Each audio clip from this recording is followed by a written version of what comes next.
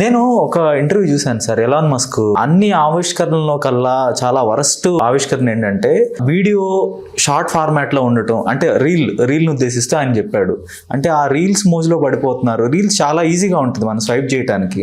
ప్రతి ఇన్ఫ్లుయెన్స్, మంచి చెడు అన్ని ఇన్ఫ్లుయెన్స్లు కూడా ఆ బుర్ర మీద పడిపోతున్నాయి. ఇప్పుడు ప్రతిదీ ఇప్పుడు సుప్రీంకోర్టు జడ్జిమెంట్లు అయినా ఏవైనా సరే ఎకానమీని మార్చాలి అన్న టోన్లో ఎవరు మాట్లాడట్లేదు. వ్యవస్థ గురించి ఎవరు మాట్లాడట్లా. మొన్న సుప్రీంకోర్టులో జడ్జిమెంట్ వచ్చింది. ఏమని చెప్పారు వాళ్ళు? వ్యభిచారం అంటే 18 సంవత్సరాల వయసు దాటి వయోజనులు అయ్యుండి దాన్ని వృత్తిగా స్వీకరించాం ఇచ్ఛాపూర్వకంగా అని చెప్పిన వాళ్ళ మీద మీరు దాడులు చేయటం కానీ కేసులు పెట్టడం కానీ చేయకూడదు అని చెప్పడం వెనకాల ఉద్దేశం ఏమై ఉండొచ్చు? అది నేను నైతిక కోణంలో మాట్లాడట్లేదు కానీ ఆర్థిక కోణంలో మాట్లాడుతున్నా. నా అభిప్రాయం ఏమిటంటే అది ఒక దిక్కుమాలిన జడ్జిమెంట్. దాని మీద ఒక చర్చ జరగాల్సిన అవసరం ఉంది. అంటే ఆ వృత్తి ఎంచుకోమని ఆడపిల్లలకి చెప్తున్నాడు. ఇది ఒక ప్రొఫెషన్ ఉంది, దీన్ని మీరు లీగల్గా చేసుకోవచ్చు, నో ప్రాబ్లం, మేము విండోస్ ఓపెన్ చేస్తున్నాం అని చెప్తున్నాడు ఆయన. ఎందుకు బలవంతంగా తెస్తే తప్పు అని చెప్తున్నాడు మళ్ళీ అదే జడ్జిమెంట్. కానీ వీళ్ళ అవసరార్థం సైకలాజికల్ గా అడ్జస్ట్ అయ్యి బయటకు వస్తున్నారు. అది సైకలాజికల్ ప్రెజర్ ని కూడా పట్టించుకోవాలి కదా నువ్వు. నువ్వు కోర్టు కదా, నువ్వు సమవర్తివి కదా, అక్కడ కూర్చున్నాడు. వాళ్ళ జీవితాలు ఒళ్ళు అమ్ముకోకపోతే కుదరని పరిస్థితిలోకి ఎందుకు ఎడుతున్నాయి? పిల్లల ఫీజులు కట్టడానికి తల్లులు వ్యభిచారం చేయాల్సి రావటం ఏమిటి? ఆ కండిషన్ ఎందుకు కలుగుతోంది? దాని మీద నీకు ఒక దృష్టి ఉండాలి కదా, సమాజం మీద, స్టేట్ గురించి మాట్లాడాలి కదా. ఎందుకు ఇలా అవుతోంది, దీనికి సంబంధించినటువంటి ఒక సమగ్రమైన నివేదిక కావాలి నాకని కోర్టు అడిగితే వస్తుంది కదా. బహిరంగ చర్చ పెట్టినోడు అయ్యేవాడు కదా ఆయన, జడ్జి గారు. అంటే ఇది వృత్తిగా ఇవ్వటం అనేది బాగానే ఉందిలే అనుకుంటున్నారు. బాగానే ఉంది, ఇది ఒక వెసులుబాటు. అంటే ప్రజలకు మరింత స్వేచ్ఛ ఏదైనా చేయటం. అంటే స్వేచ్ఛ ఓకే, స్వేచ్ఛ గురించి నేను మాట్లాడట్లేదు. సరదాగా ఎవరైనా కలిసి ఉండటం అనేది తప్పు. ఆ ఏరియాకి వెళ్ళి మాట్లాడటం తప్పు. వాళ్ళు ఇష్టపూర్వకంగా కలిస్తే తప్పేం కాదు, దాని గురించి తప్పుగా మాట్లాడాల్సిన అవసరం లేదు. నైతిక బెత్తం పట్టుకుని పర్సనల్ ఇష్టాలని ఇబ్బంది పెట్టకండి అని ఆల్రెడీ ఇంకో సుప్రీంకోర్టు జడ్జిమెంట్ ఉంది. అది ఓకే. వ్యభిచారం అనేది సపరేట్ గా చూడాలి మనం. ఈ వ్యభిచారం చేసుకోవటానికి మీరు ఓకే చెప్పారు కోర్టు పరంగా. 18 ఏళ్ళు దాటాలి, ఇష్టపూర్వకంగా చేస్తున్నాను అనాలి అంటున్నారు. కానీ ఇష్టపూర్వకంగానే చేయరు ఎవరు, అవసరం కోసమే చేస్తారు. అవసరాలు ఎందుకు కలుగుతున్నాయి వీళ్ళకి? అంటే వీళ్ళకి వేరే ఎంప్లాయ్మెంట్ దొరకదా? చూపించరా మీరు? దాని గురించి ప్రభుత్వాన్ని నిలదీయాలి. అలాగే వీళ్ళు ఇష్టపూర్వకమని చెప్తారు పోలీసుల దగ్గర, కానీ వాళ్ళ మనసుల్లో ఉండే గొడవ మనసుల్లో ఉంటుంది. దాని గురించి ఎందుకు పట్టించుకోదు కోర్టు? ఏం చేయలేక, గత్యంతరం లేక, ఎవరితోనో పడుకుంటే ఏదో డబ్బులు వస్తాయి, తీసుకెళ్ళి అక్కడ కడదాం. బుధవారం రోజు వాడు వచ్చేస్తాడు ఇంటికి, మనం వడ్డీ తెచ్చుకున్నాడు, ఆయన పంపించకపోతే అసలు ఫైనాన్స్ కంపెనీలు కాదు, వడ్డీ వ్యాపారులే. ఏమమ్మా 3 వారాల నుంచి మీరు డబ్బులు కట్టట్లేదు, మరేంటి పరిస్థితి అని కుర్చీలు హక్కుని కూర్చుంటాడు. అదేనయ్యా చూస్తున్నాను, ఆయనేమో పనికి వెళ్తున్నాడు, నేను పనికి వెళ్తున్నాను, డబ్బులు చాలట్లేదు, దానికి దీనికి మొన్న ఏదో అనారోగ్యం వచ్చింది, అక్కడ ఖర్చు అయిపోయినాయి డబ్బులు, ఆయన ఏదో పడ్డాడు, ఇవేవో చెప్తారు. సరే ఇవన్నీ కాదు కానీ ఈ కష్టాలు ఎప్పుడు ఉంటాయి, మీరు ఇది కట్టలేరు, కానీ ఓ మార్గం చెప్తాను, చేస్తావా అంటాడు వాడు. ఏమిటి అని అడుగుతుంది ఆవిడ. ఏం లేదు, ఇక్కడ మనకు తెలిసిన వాళ్ళ హౌస్ ఒకటి ఉంది, అక్కడ బయట నుంచి వస్తారు, పడుకుంటారు, వాళ్ళకు కొంచెం కోఆపరేట్ చేయాలా, వాళ్ళతో పడుకోవాలా, మరి నైట్కి వాళ్ళు ఎంత తీసుకుంటారనేది మీకు సంబంధం లేదు, వాళ్ళైతే ఒక 2000-3000 ఇస్తారు, ఒక 3 రోజులు వెళ్ళావంటే వారానికి నువ్వు పేమెంట్ ఇచ్చేయచ్చు కదా. ఏమవుద్ది అంటాడు వాడు. ఓకే. సరే ఆలోచించుకుని చెప్తానయ్యా. ఓకే. ఏం ఆలోచించావు అంటాడు సాయంత్రం. అలాగేనయ్యా. తీసుకెళ్తారు, అయిపోతుంది. అక్కడ ఎవడైనా పోలీసులు రైడ్ చేస్తే ఇష్టపూర్వకంగానే చేస్తున్నానయ్యా, నన్ను ఎవరు బలవంత పెట్టలేదు ఓకే అని చెప్తుంది పోలీసుల ముందు. ఓకే డన్ నన్ను వాళ్ళు వెళ్ళిపోతారు. ఓకే. అది ఇష్టపూర్వకమా? దాని వెనకాల లోతుల్లోకి వెళ్తే ఎంత ఘోష ఉంటుంది. అందుకని చాలా కాలం క్రితం విజయవాడలో ఒక నాగమణి అని ఒక వేశ్య న్యూస్ ఐటమ్గా మారింది. ఓకే. నక్షత్రకూట నాగమణి ఆ అమ్మాయి పేరు. ఓకే.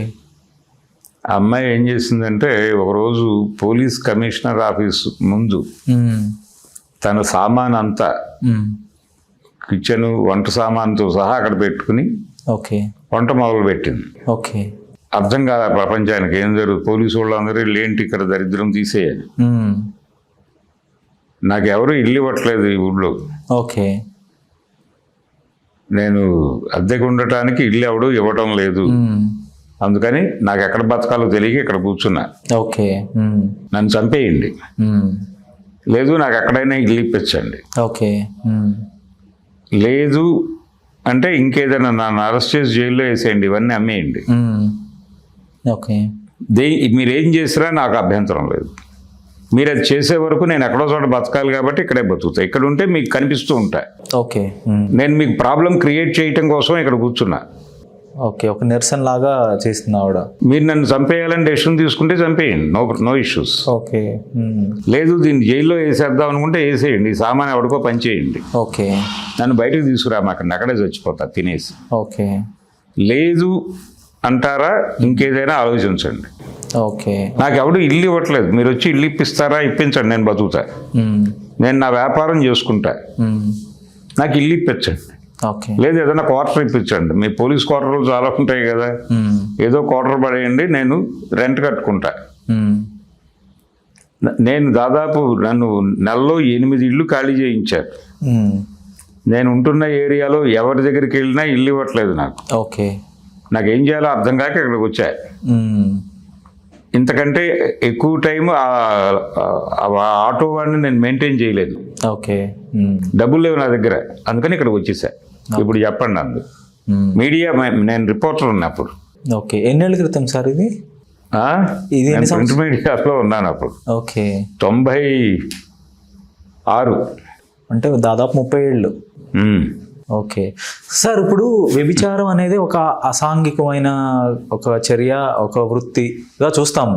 అయితే దానికి అసోసియేట్ అయ్యి కొంత క్రైమ్ కూడా జరుగుతూ ఉంటుంది.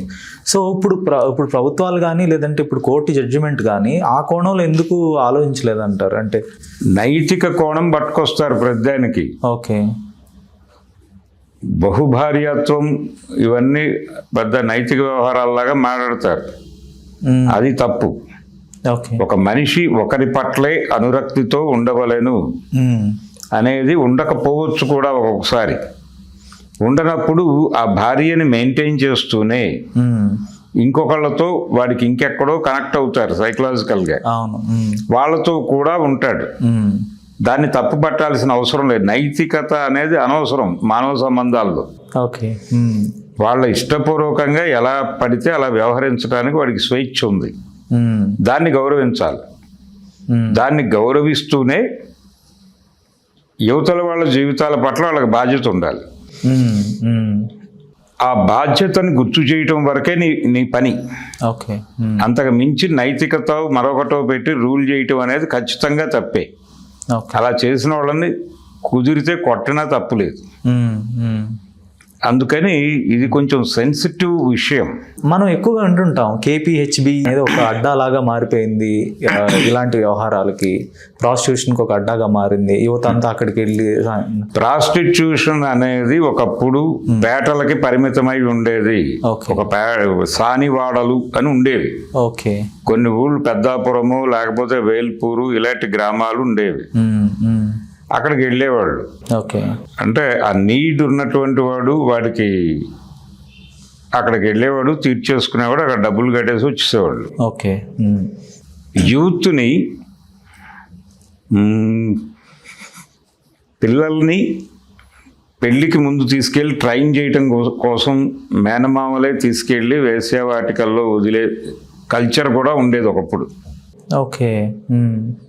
ఆడికి రేపో ఎల్లుండో పెళ్లి కావాలి, ఆడికి కొంచెం ఆడవాసన, ఆడవాళ్ళతో వ్యవహరించవలసిన మామలంటే పద్ధతి మేనమామలే ఓకే తీసుకెళ్ళి ఏవో మావాడే ఆడికి ఇంకో 4 రోజుల్లో పెళ్ళి, కొంచెం వాడిని ట్రైన్ చేయి ఓకే అని చెప్పి అప్పచెప్పేవాళ్ళు. ఓకే. గోదావరి జిల్లాలో పెద్దాపురంకి వెళ్ళే కేసుల్లో ఉండేవి ఎక్కువ. ఓకే. అవి ట్రైనింగ్ సెంటర్లుగా కూడా నడిచినాయి. అయితే ఇక్కడ ఇంకో గొడవ ఏంటంటే అక్కడ నీడ్ ఉన్నవాడు అక్కడికి వెళ్ళేవాడు. ఓకే. కానీ మార్కెట్ ఎకానమీ ప్రెజర్స్ అంటే ఫ్యామిలీస్లో ఖర్చులు పెరిగిపోయి జీవితం డబ్బులు సంపాదించకపోతే అంటే డబ్బులు ఖర్చు పెట్టకపోతే ఆడొప్పుకోడు. మార్కెట్ ఎకానమీ వాడు అంగీకరించడు. అవును. ఖర్చు పెట్టాలంటే డబ్బులు కావాలి. ఓకే. సంపాదన ఈ కండిషన్లోకి జీవితాలు వచ్చాక వ్యభిచారం అనేది ఇంటింటి వ్యాపారంగా మారింది. అది కుకట్పల్లి హౌసింగ్ బోర్డుకో మరో చోటకో లేదు, ఇంటింటి వ్యాపారంగా నడుచుతున్న విషయం ప్రభుత్వానికి తెలుసా? నడుస్తుంది నిజంగానే, నేను జోక్ చెప్పట్లేదు, వాస్తవం అది. ఓకే. ఈ అంశం మీద నేను చాలా స్టడీ చేసి ఉన్నాను. ఓకే. కాబట్టి ప్రపంచం మనం అనుకున్నట్టు లేదు. ప్రపంచం దాని మానాన్ని అది మారింది. డార్క్ రియాలిటీ అనేది కంప్లీట్ గా డిఫరెంట్ గా ఉంది. అది అర్థం చేసుకోవటంలో సమాజం అంటే అది వాంటెడ్ గా జరిగిపోతుంది, మనకు తెలియకుండా యాంత్రికంగా దాన్ని ఫాలో అయిపోతున్నాం. అవును. ఇప్పుడు మనిషి యొక్క అవసరాలే మన అనైతికమైన పనులు చేయడానికి ఒక కారణం అవుతున్నాయి. మనిషి అవసరాలు, డిజైర్, దాని తర్వాత ఈ కన్జ్యూమర్. ఇప్పుడు కాలేజీల్లో చదువుకునేటువంటి ఆడపిల్లల మీద కూడా ప్రెజర్ ఉంటుంది కదా, మార్కెట్ ప్రెజర్. ఐఫోన్ ఉంటేనే మనకు ఫోన్ ఉన్నట్టుగా భావిస్తున్నారు. అవునండి. ఈఎంఐలు ఇంట్లో వాళ్ళకి కట్టలేకపోతారు ఒక్కొక్కసారి. అవును. డబ్బులు కావాలి. ఎవడో ఈఎంఐ పట్ల అనురక్తితో వాడు తిరుగుతూ ఉంటాడు. అవును.